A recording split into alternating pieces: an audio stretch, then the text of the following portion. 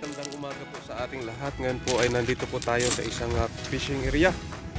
Ayan, kung makikita niyo po, napakalawak po ng fishing area dito. Ayan po. Ayan. Dito rin po, ayan. Ayan, doon po tayo nakapwesto.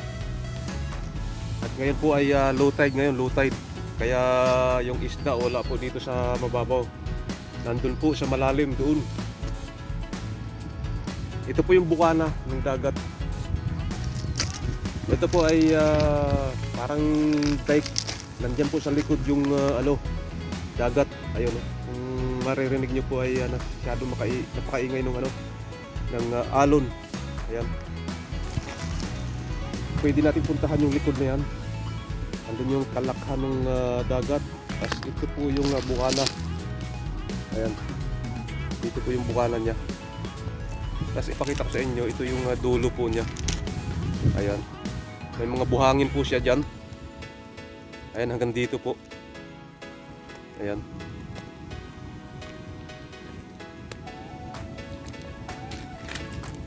Medyo maulan po ngayon. Ayan. Kaya yung suot po natin, naka-raincoat po tayo. Kaya hindi po tayo nababasa. Tapos po natin, kabuta po tayo. Ayan.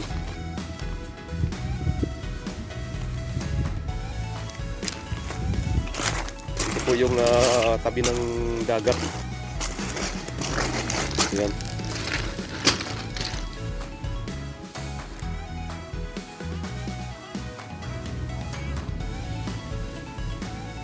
Malawak po guys yung dito.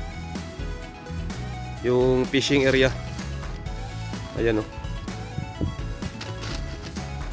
Palagay ko itong lugar na to, pagka yung mataas ang tubig, abot dito yung tubig guys. Kasi maraming mga puno ng kahoy na mga anod na puno. Ayan. So ito pinakang lang ito. Pinakang parang lagoon niya. Ayan.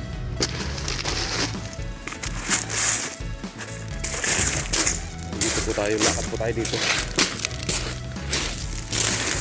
Ayan.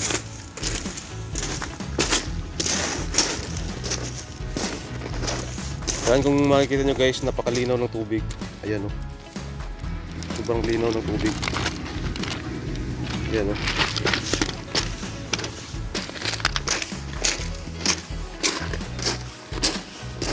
Pero wala pa kami nahuli. Ayan, mapapansin nyo dyan. Ayan, kagubatan yan. Yan, di lang makikita masyado kasi maulap guys. Yan o.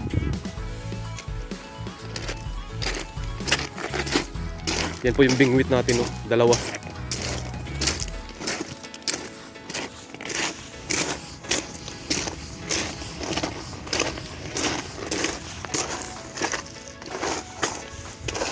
Yan yung pinakabukana. Ayan o. Pinakabukana nung dagat dito sa kinatatayuan natin. Ayan.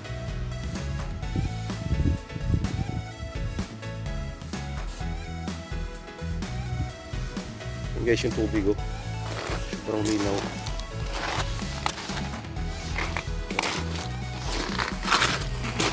Ayan, mabato tong area na to. Ito yung bingwit natin.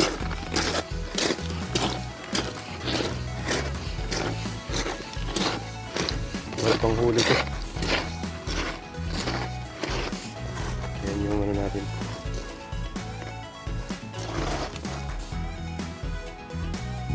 Wala pa. Uupo tayo dito. Ayun guys, mag-aantay tayo hanggang sa makahuli tayo. Ayan, medyo hapon na guys. Pero mag-antay pa rin tayo. Huwag tayo mawala ng pag-asa. Malay mo makakuha tayo. May pang-ulam na tayo. Diba?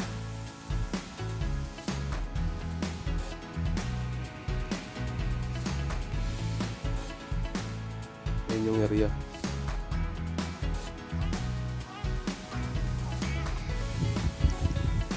Maulan lang guys, kaya hindi gaanong klaro yung area guys.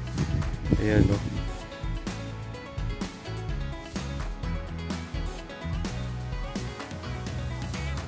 Baka isang araw babalik tayo dito. Baka bukas, araw ng Sabado. Ngayon kasi ay Biyernes. Ayan, kaya nandito po tayo.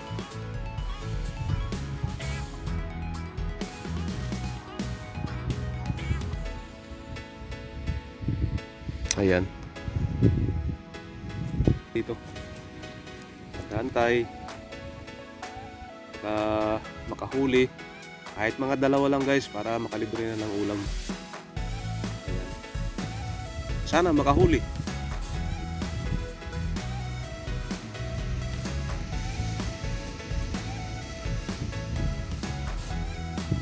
Ayan, basa na po tayo. Kaya lang nakaringkot naman tayo. Hindi tayo tinatagos niyan.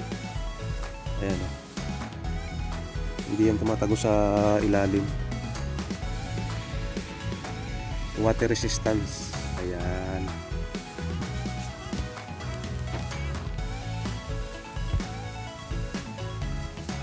Sana pumunta na kayo mga isda para mahuli na kayo.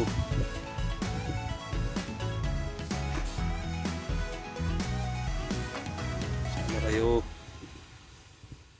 Baka yung mga isda guys nandun na sa ano kasi low tide na siya. Dati yung tubig kanina, dyan kanina, hanggang dito yan. Ngayon bumaba na siya. Mga mamaya pang gabi ito, mag high tide na yan. At saka palang papasok yung mga isda. Kasi itong pinesto namin guys, ano to? Dulo. Parang pinakang ano, cove siya, cove. Parang lagoon lang ba siya, may dead din siya. So pagka pagka yung nag low tide, siguro magpapa anod din, punta kung saan yung tubig papunta.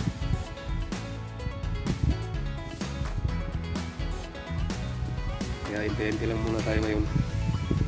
Sakali makapag-uwi tayo ng isda, so hindi na tayo bibili sa grocery. Huli ng isa, dalawa, tatlo, apat, lima. Mas maganda kung marami, di ba? Kasi yung mga kasama ko guys dito, mga kilala ko, nagpunta rito nung isang araw, ang dami nilang huli. Siguro panahon, baka isang grupong isda na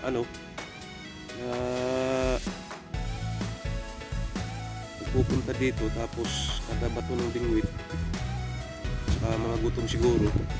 Kaya marami silang huli. Ayun, kanina pa kami dito, wala din. Walang huli guys. So, okay lang yan. Hindi naman ang buhay ay laging masaya. Medyo malungkot din. Ayan, medyo maulan. Ayan o. Kung tanghali guys, makikita nyo kagandahan dyan o. Ayan, tingnan mo yung bukana guys. Ito yun. Yan yung pinakabukana ng dagat dito sa pinagkapwestuhan namin. Ayan o.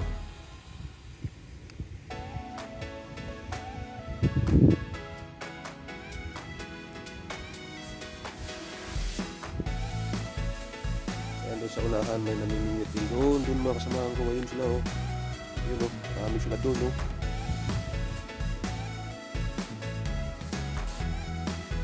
Marami sila doon.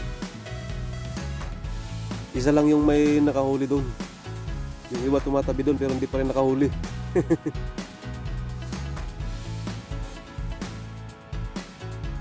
Ayun yung mga ibon, no? Lumilipad yan sila, nanguhuli din ng isda. Yung pagkain nila, ayun, no? Ayun, no? Pag nakakita ng isda yan, huli.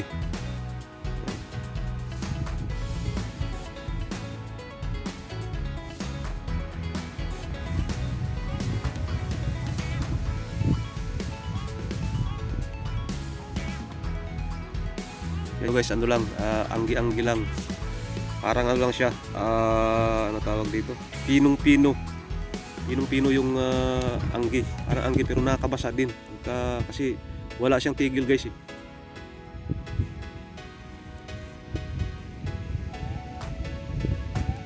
Wala siyang tigil. Pagaman na pinong-pino yung patat, parang ano lang ba, parang anggi. Nakakabasa din. Kaya lang nakaka-raincoat naman tayo. Kaya hindi tayo nababasa. Ayan, may sombrero po tayo. Ayan.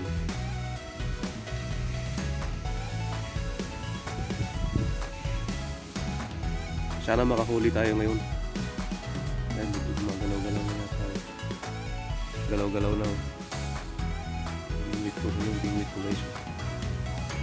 Ayun pa yung isa.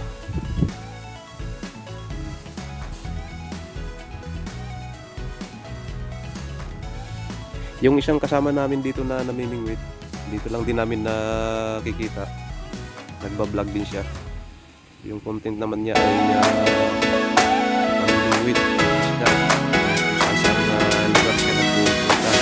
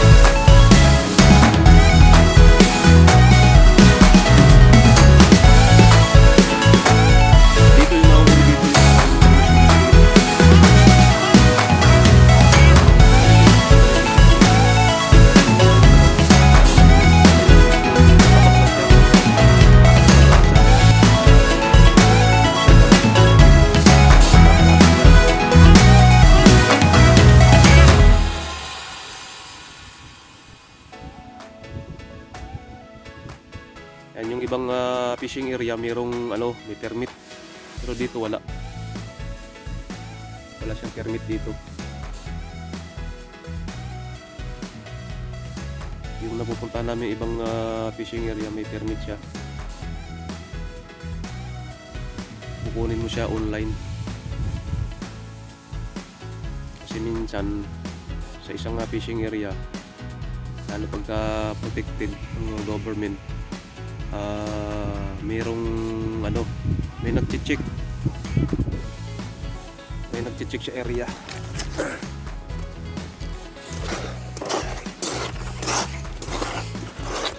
Wala talaga oh.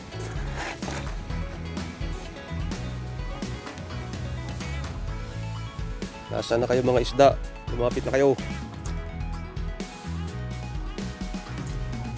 Ayan oh. Linaw ng tubig oh.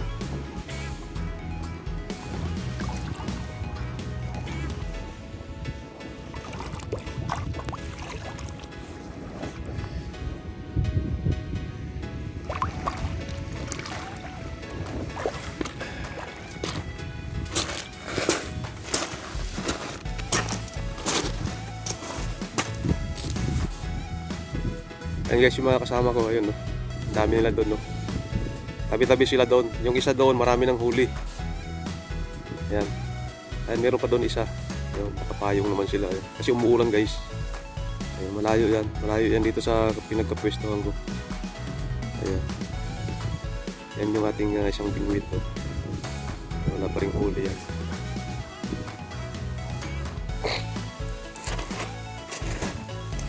Nasaan na kayo mga isda? Lumapit na kayo. Ayun, may isda. May isda malapit. Maliit lang oh.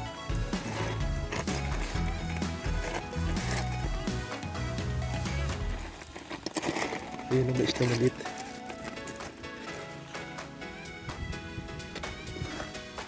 Ayun guys, oh, maliit.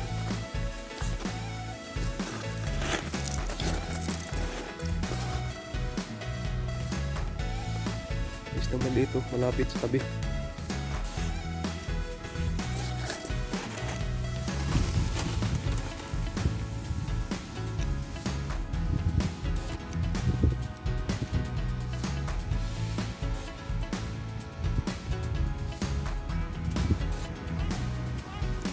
Ayan guys yung ano sa kabilang ano naman yan. Yan oh. May gubat. Ayan parang uuwi na yung mga kasama ko. Ayun sila guys oh. Ayan, pack up na sila, pack up. Walang huli. Ayan na, wala silang huli.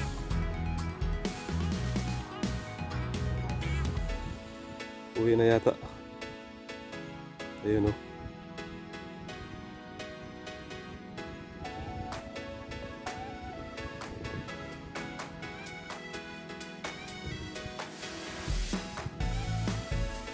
Ayan guys, hanggang dito na lang muna yung aking munting video. Sana suportahan niyo ko. See you in my next vlog. Bye bye.